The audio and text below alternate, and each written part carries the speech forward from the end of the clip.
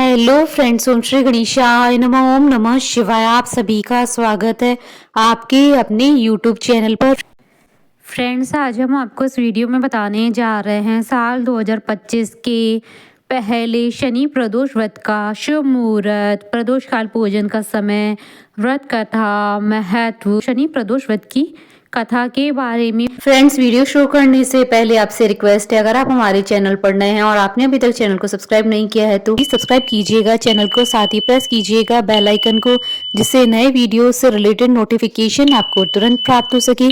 और वीडियो पसंद आने पर वीडियो को लाइक और शेयर जरूर कीजिएगा, ताकि सभी भक्तों को इस वीडियो का लाभ प्राप्त हो सके। और कमेंट बॉक्स में ओम नमः शिवाय जरूर लिखिएगा। हर महीने में प्रदोष व्रत 2 बार आता है, एक कृष्ण पक्ष में और एक शुक्ल पक्ष में। साल 2025 में पौष मास की शुक्ल पक्ष की त्रयोदशी तिथि 11 जनवरी 2025 शनिवार के दिन है। शनिवार के दिन आने वाले प्रदोष व्रत को शनि प्रदोष व्रत के नाम से जाना जाता है। इस दिन व्रत करने से भगवान शंकर जी के साथ साथ शनि देव जी की भी असीम कृपा प्राप्त होगी। प्रदोष व्रत के दिन भगवान शंकर और उनके परिवार की पूजा की जाती है। प्रदोष व्रत हर महीने की त्रयोदशी तिथि को आता है। 12 महीने में कुल 24 प्रदोष व्रत पड़ते हैं। ऐसी मान्यता है कि जो जातक हर महीने प्रदोष व्रत रखते हैं उन पर भगवान शंकर की विशेष कृपा होती है और मृत्यु के बाद उन्हें मोक्ष की प्राप्ति होती है। मान्यता है कि प्रदोष व्रत रखने वाले जातक अगर प्रदोष काल में भगवान शिव जी की पूजा करते हैं तो इसका विशेष महत्व होता है, उन्हें विशेष फल प्राप्त होते हैं। शास्त्रों के अनुसार शनि प्रदोष व्रत के दिन शनि देव को काला तिल, काला वस्त्र, तेल, उड़द की दाल अर्पित करना शुभ माना जाता है।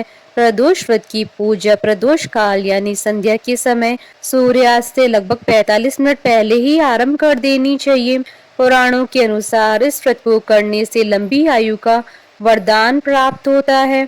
शास्त्रों में शिव जी को शनि देव का आराध्य माना गया है, इसलिए शनि प्रदोष के दिन शिव जी की पूजा करने से आपकी समस्त मनोकामनाएं शीघ्र ही पूर्ण होंगी और शनि के अशुभ प्रभावों से भी राहत मिलती है।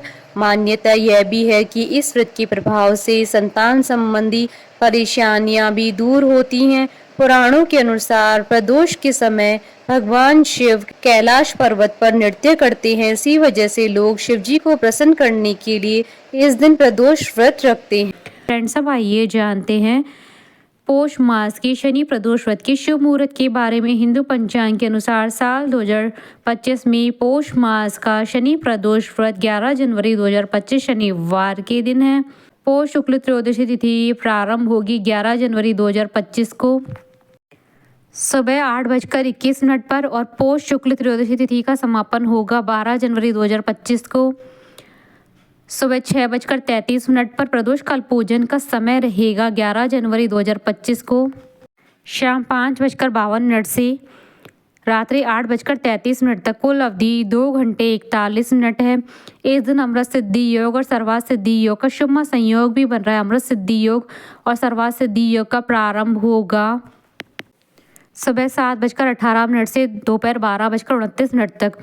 इन योगों में भगवान शंकर जी की पूजा करने से आपके घर में सुख समृद्धि का वास होगा और आपकी सभी मनोकामनाएं शीघ्र ही पूर्ण होंगी और अष्ट सिद्धि और नव निधियों की प्राप्ति होगी। फ्रेंड्स, अब आप हमारे चैनल पर ज्वाइन बटन को दबाकर हमारे चैनल के मेंबर भी बन सकते हैं। हम हमारे चैनल के मेंबर्स की कमेंट को टॉप प्रायोरिटी पे रखकर उनका रिप्लाई करते हैं।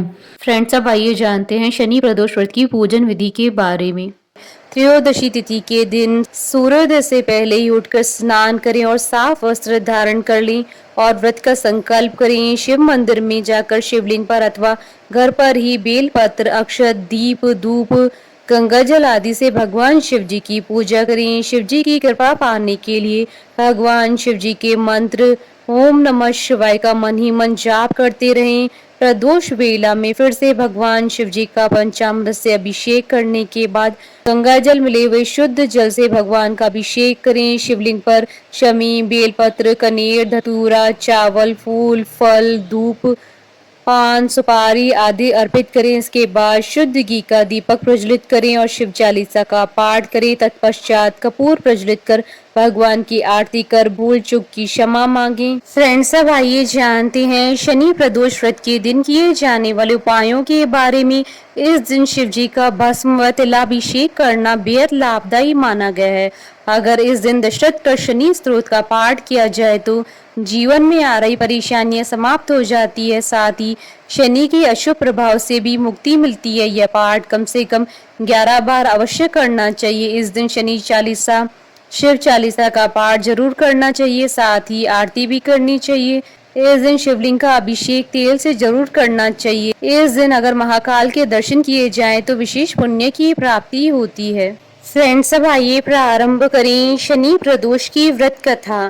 प्राचीन समय की बात है, एक नगर सेठ धन दौलत और वैभव से संपन्न था। वह अत्यंत दयालु था। उसके यहाँ से कभी भी कोई खाली हाथ नहीं लौटता था। वह सभी को भर भर कर दान दक्षिणा देता था। लेकिन दूसरों को सुखी देखने वाले सेठ और उसकी पत्नी स्वयं काफी दुखी थे, क्योंकि उनकी कोई संतान नहीं थी। एक दिन उन्होंने तीर्थ यात्रा पर जाने का निश्चय किया और अपने काम काज सेवकों को सौंपकर चल पड़े। अभी वे नगर के बाहर निकले ही थे कि उन्हें एक विशाल वृक्ष के नीचे समाधि लगाए हुए तेजस्वी साधु दिखाई पड़े।